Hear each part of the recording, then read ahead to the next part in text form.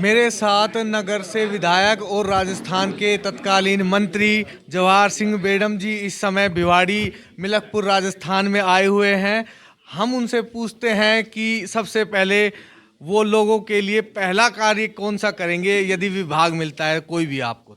जो विभाग मुझे दिया जाएगा उस विभाग में एक बार जिम्मेदारी मिलने के बाद प्राथमिकता तय करके हमारा उद्देश्य यही है, गरीब का कल्याण हो, सबका साथ हो, सबका विकास हो, सबका प्रयास हो और सबका विश्वास हो। उस थीम को लेकर के राजस्थान को विकास की दृष्टि से नंबर 1 बनाने का काम करेंगे। अरावली पर्वतमाला में अवैध खनन हो रहा है। सनातन धर्म हमेशा प्रकृति प्रेमी रहा है।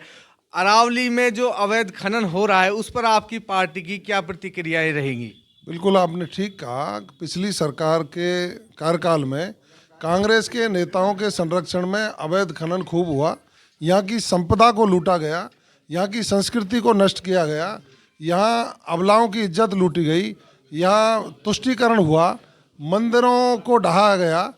उन सब पर ब्रेक लगाते हुए माननीय भजनलाल जी के नेतृत्व में राजस्थान एक शांति प्रिय प्रदेश के रूप में होगा। और जो अवैध खनन करने वाले लोग हैं, हम अपने अपने क्षेत्रों में अधिकारियों को हमने निर्देश दिए हैं, निश्चित रूप से अवैध खनन पूर्ण प्रतिबंधित करके यहाँ उन संपदाओं को बचाने का काम किया जाएगा। वसुंधरा राज्य सरकार ने एक योजना बनाई थी ईआरसीपी की, जिसके तहत 13 पूर्वी जिले जो राजस्थान के हैं उनमें चंबल नदी का पानी आना था।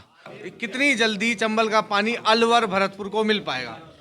देखिए, आपको शायद ध्यान नहीं है, 2-3 दिन पहले ही भारत की सरकार ने माननीय केंद्रीय जल संसाधन मंत्री आदरणीय गजेंद्र सिंह जी शेखावत साहब ने दोनों प्रदेशों के अधिकारियों को बुलाकर उस पर काम शुरू कर दिया। हम कांग्रेस की तरह नहीं है जिन्होंने ईआरसीपी के मुद्दे को राजनीतिक मुद्दा बनाया, जनता को गुमराह करने का काम किया।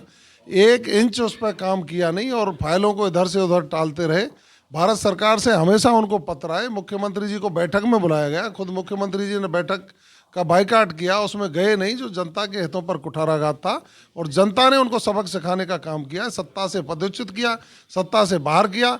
भारतीय जनता पार्टी की सरकार बनते ही प्रदेश के मुख्यमंत्री आदरणीय भजनलाल शर्मा जी ने केंद्र से बात की और केंद्र ने तुरंत संज्ञान लिया।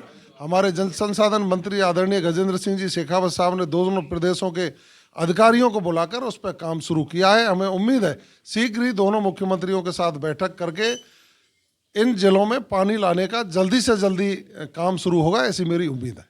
एक सवाल अंतिम में मैं पूछना चाहूँगा। राजस्थान के अंदर 3 बड़ी भर्तियाँ आती है, राजस्थान पुलिस की, 2nd ग्रेड अध्यापक की और रीट की।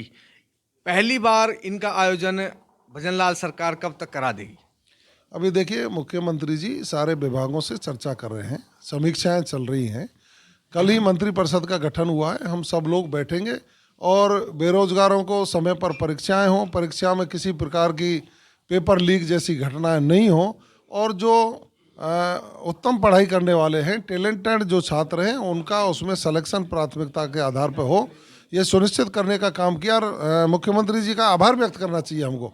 उन्होंने कहा है कि यदि अब पेपर लीक हुआ तो जिले का एसपी जिम्मेदार होगा। बहुत बड़ी बात कही है। आखिर ये पेपर लीक होते क्यों? क्योंकि कांग्रेस के राज में उन नेताओं के संरक्षण में इस तरह के गिरोह पनपे थे। आपको पता होगा कि एक मंत्री गिरफ्तार हुआ है उनका, एक आरपीएससी का मेंबर गिरफ्तार हुआ है उनका।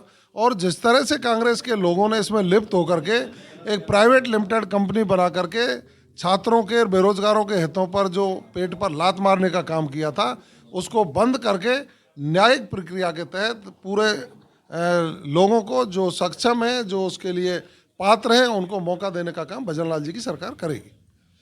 पिछले 5 साल में जो अशोक गहलोत सरकार द्वारा जो आपने भ्रष्टाचार के आरोप लगाए थे, क्या उनकी जांच करेगी भजनलाल सरकार?